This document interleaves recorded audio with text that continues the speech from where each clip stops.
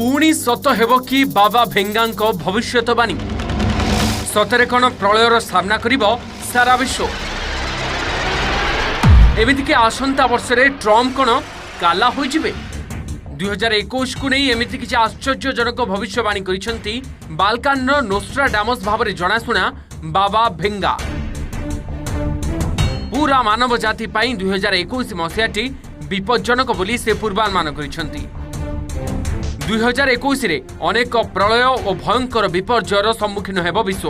एथिसहित एक बड़ ड्रागन पूरा मानव जाति को निज कबल को नहीं। विशेषज्ञ माने यहाकू चीन आड़ को इंगित बोली कहउथिबा बेले बाबा भेंगा केवल ड्रागन कथा लिखिछंती। एहा व्यतीत बाबा भेंगा इंधन विषय रे अनेक किछि कहिछंती। तांको कहबा अनुसार पेट्रोलियम उत्पादन बंद हेबा परे सूर्य किरण सहायता रे पवन रे उड़िबो ट्रेन।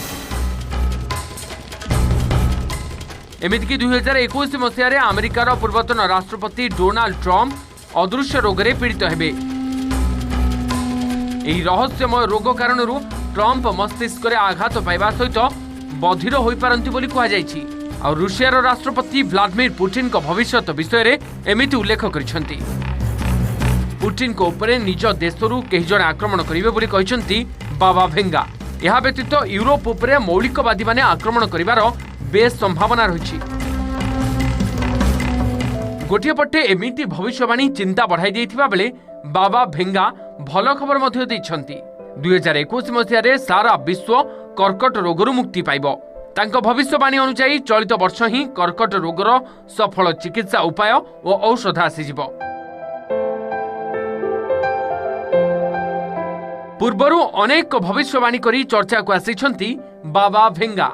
सोवियत यूनियन भांगिबा 9/11 आतंकवादी आक्रमण राजकुमारी डायना मृत्यु भली अनेक भविष्यवाणी सत्य प्रमाणित होइछि। एमितिकी निज मृत्यु विषय रे पूर्वानुमान करिथिले दुनिया को देखि पारु नथिबा बाबा भेंगा। 1911 रे जन्मग्रहण करी 1996 रे 86 वर्ष बयस रे विश्वरू विदाय नैथिबा एही महिलांक भविष्यवाणी अनुसार 5079 मसीह रे ब्रह्मांड शेष होइजिबो।